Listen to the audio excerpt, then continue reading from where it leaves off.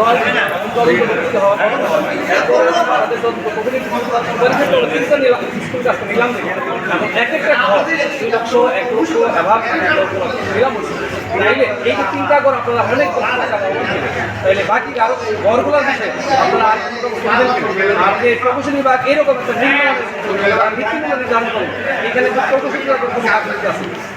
ধন্যবাদ আপনাদের সবাইকে সাংবাদিক দিকে আপনারা পুনরায় নিলাম কাজটি আপনারা একেবারে নিবিড়ভাবে পর্যবেক্ষণ করেছেন এবং দেখেছেন এবং আপনারা দেখেছেন যে আমাদের জেলা পর্যায়ে যে তদন্ত কমিটির নির্দেশনার আলোকেই আমরা এই 2টি বিদ্যালয়ের জরাজীর্ণ ভবন পুরোটি এবং 3 নম্বর বিদ্যালয়ের আংশিক আমরা পুনরায় নিলাম বিদ্যুতের মাধ্যমে সর্বোচ্চ ডাক্তারিকে আমরা প্রদান করছি এবং বাকি বিদ্যালয়গুলো জেলা পর্যায়ে তদন্ত কমিটির সুপারিশের আলোকে বা নির্দেশনার আলোকে বাকি নিলাম কার্যক্রম সমাপ্ত করার জন্য নির্দেশনা প্রদান করা হয়েছে।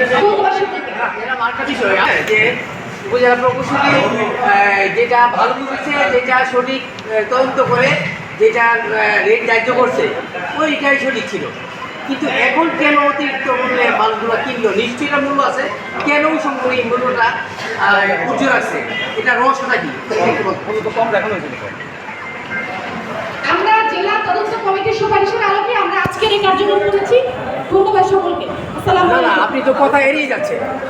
আপনি বলছেন যে এটা মূল্য ছিল না, শুধু প্রকৌশল বিভাগের দায় না, তো শিক্ষা কমিটির দায়িত্ব। সেটা উনি ম্যাডাম বলছিল যে এটা উপজেলা ইঞ্জিনিয়ার যেটা করছে সেটাই আমাদের শেষ কথা, কিন্তু এখন কেন? পরবর্তীতে আপনারা দেখেছেন যে জেলা পর্যায়ে তদন্ত কমিটি গঠন করা হয়েছে এবং তাদেরই নির্দেশনার আলোকে আমরা পরবর্তী কার্যক্রম আজকে সমাপ্ত করেছি। না তাহলে যদি তদন্ত আজকে যদি এগুলি লেখালেখি না হতো, তদন্ত মনে না হতো, তাহলে তো সরকার বঞ্চিত বিপুল অংশ থেকে বঞ্চিত হতো। তাহলে এখানে আপনাদের এই শিক্ষা কমিটির দায় আছে কি? আপনার কি মনে হয়? আমাদের উপজেলা নিলাম কমিটি আমরা পরবর্তী জেলা পর্যায়ে কমিটির মাধ্যমে আমরা এই কাজটি সম্পূর্ণ করেছি। ধন্যবাদ সকলকে। এটা ওই আসসালামু আলাইকুম। জয় বাংলা। একটু পরে কেন পরে বললে তো হবে না। আপনি বলছেন যে যে যে ইয়েটা আপনার সত্যায়ন করা উচিত, যে যেটা ধার্য করছি এটাই সর্বশেষ এবং এগুলো হলো জোড়া কিনবো, এগুলো এর চেয়ে ভালো মূল্য পাওয়া যাবে না। কিন্তু আজকে কেন সরকারকে তো লক্ষ লক্ষ টাকা দেওয়া হলো, সরকার কেন পেলো? এটা গাফিলতি আপনার না? সরকারি ধার্যকৃত জিনিস একটা, আর ডাকের মাধ্যমে এটা কম্পিটিটিভ বাজারে উঠছে, ওটা অন্য বিষয়, এটা বাড়তেই পারে। কোন সময় যেন ডাক আপনি গোপনে রাখলেন? ওখানে তো প্রকাশ্যে ডাকা হয়েছে। না, এসব প্রকাশ্যে রাখা হয় নাই। আপনার রহস্য একটা ছিল, এই রহস্যটা কি ছিল? এটা এই অডিটোরিয়ামে ডাকা হয়েছে। কোনটা? না, ওই যে আপনি বলছেন যে এটার যে দাহ্য ধরছি, যে মূল্য ধরা হয়েছে সেটাই আমি তদন্ত সাপেক্ষে একেবারেই আমি তদন্ত করি এটা মূল্য ধার্য করছি, কিন্তু এখন কেন আপনারা উচ্চ মূল্যে এটা বিক্রি হলো? মূল্যে আমরা যে এস্টিমেট করেছি তার উপরে ডাক হয়ে এখন বাড়ছে। এটা তো আমরা ওই সময় কেন বাড়ে? এই সময় কেন বাড়ে? এই সময় বাড়লো না কেন? প্রকাশ্যে ডাক ওই সময়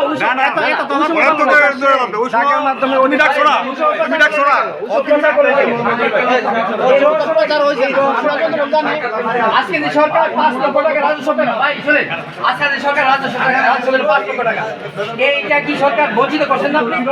এটা আপনার কারণে, এটা আপনি বঞ্চিত করছেন, এটা আমাদের কারণে এরকম বলতে পারবেন না। কার জন্য হয়েছে? আপনি তো প্রকাশ্যে নিলাম হয়েছে। হ্যাঁ, প্রকাশ্যে নিলাম হয়েছে। আপনি তো টেকনিক্যাল নির্ধারক ছিলেন। এখন যেভাবে দাম বেড়েছে তখনও সেভাবেই দাম বাড়ার কথা ছিল, দাম বাড়ছে। তো ভিত্তিমূল্য বলেন না কেন? নির্ধারণ করছেন, ভিত্তিমূল্যটা আপনি নির্ধারণ করছেন। ভিত্তিমূল্য, হ্যাঁ, আপনি কি এটা দায়িত্ব থেকে এড়াতে পারবেন? আপনি কি এই দায়িত্ব থেকে এড়াতে পারবেন? ভিত্তিমূল্য যথাযথ আছে। ভিত্তিমূল্য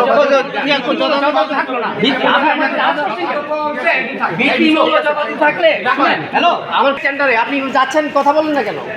আপনার যা কথা বলার বলে দেওয়া হয়েছে। ধন্যবাদ। না, আপনি কথা বলেন না, আপনি কথা বলেন না। হ্যালো, 5 লক্ষ টাকার অধিক রাজস্ব পেল। আমরা কি 5 লক্ষ টাকা ভিত্তিমূল্য ধরেছি? কেন এখন পেলো কিভাবে? আপনি কেন এটা মানে কম মূল্য ধরেছেন? কম মূল্য ধরার কারণ কি? আমরা ভিত্তিমূল্যটা কম ধরার কারণ কি? এটা রহস্যটা কি ছিল? আপনি কত টাকা পেয়েছেন? এই যে বিভিন্ন সিন্ডিকেট থেকে সিন্ডিকেট আপনাকে কত টাকা দিয়েছিল ওই সময়? আপনি অবৈধ অনৈতিক কথা বলতেছেন, ঠিক আছে? এখন প্রমাণ হয়েছে, কোনো প্রমাণ নাই, কোনো সাক্ষী নাই। আপনি এখন তো প্রমাণ নিউজ করার পরে শুনেন, ইঞ্জিনিয়ার সাহেব এখন নিউজ করার পর রিটেন্ডার হয়েছে, রিটেন্ডারে সরকার 5 লক্ষ টাকা অধিক রাজস্ব পেয়েছে। আপনি কেন সরকারকে রাজস্ব বঞ্চিত করলেন? সেটা আমার দায় না। কার দায়? দায় কার? যথাযথ এস্টিমেট করেছি, ঠিক আছে। দায়টা কার? দায়টা কার?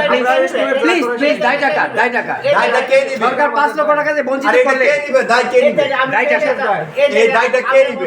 আগে টেকনিক্যাল কমিটিতে আপনার উপর ইয়া করেই তো আমি ভিত্তিমূল্যটা তৈরি করছেন আপনি। আমরা টেকনিক্যাল বিদ্যমান যেভাবে ধরার অভিযোগ হয়েছে। না না, আমাদের কাছে অভিযোগ আছে, আমাদের কাছে অভিযোগ আছে একটা সিন্ডিকেট আপনাকে কয়েক লাখ টাকা দিছে, দেওয়ার কারণে 9টা স্কুল আপনি কম মূল্য, ভিত্তিমূল্য কম দেখাইছেন। এর কারণটা কি ছিল?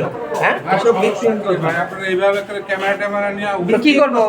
এটা তো যে কোনো প্রশ্ন থাকে আমরা হ্যাঁ। প্রশ্ন উত্তর দিতে রাজি আছি। হ্যাঁ, কি আপনি কথা তো আপনি বলবেন না, উনি চলে গেল, এ ফাঁকে উনি চলে গেল, উনি সঠিক উত্তর না দিয়ে চলে গেল, আপনি কথা বলেন। ভাই আপনি আপনার নাম পরিচয়? কোনো বিষয় আপনার নাম পরিচয়? আচ্ছা, আপনার নাম পরিচয়? আমি সার্ভিস ইঞ্জিনিয়ার একে রহমতুল্লাহ। এখন 9টা স্কুল উনি 28,000 টাকা যে স্কুলটা দিছে বৃত্তিমূল্য ধার্য করছে, এই স্কুলটা বিক্রি হয়েছে 2.5 লাখ টাকা। তাহলে সরকারকে কেন বঞ্চিত করলো? নিউজ করার পরে আজকে 2.5 লাখ টাকা বিক্রি হলো, উনি 28,000 টাকা কেন বৃত্তিমূল্য ধার্য করলো? তাহলে এই জবাবটা উনি দিবে, আপনি এসে কেন এই কথা বললেন? না আমার কথা, আপনাদের যে কোনো প্রশ্নে হট্টগোল না করে আপনারা না, উনি তো চলে যাচ্ছে, উনি তো কথা না বলে চলে যাচ্ছে, ওনাকে কেউ করে না। আপনাদের যে কোনো বিষয়ে আপনাদের জবাব দিয়ে করতে বাধ্য। হ্যাঁ, তা উনি তো কথা না বলে আপনার কারণে কথা না দিয়ে চলে গেল, তাহলে আপনি কি কথাটা ভালো, কাজটা ভালো করলেন? এখানে হট্টগোল কোথায় হলো? প্রশ্ন তো সংবাদ কমিটি করতে পারে, তাই না? আপনারা নোটিশ দিয়ে আসবেন যে ভাই আপনার নাম পরিচয়? আমার নাম একে রহমতুল্লাহ ভুঁইয়া, আমি এই উপজেলার উপসহকারী প্রকৌশলী। আচ্ছা, এখন ব্যাপার হলো উনি যেটা করছে এটা আজকে প্রমাণ হয়েছে যে উনি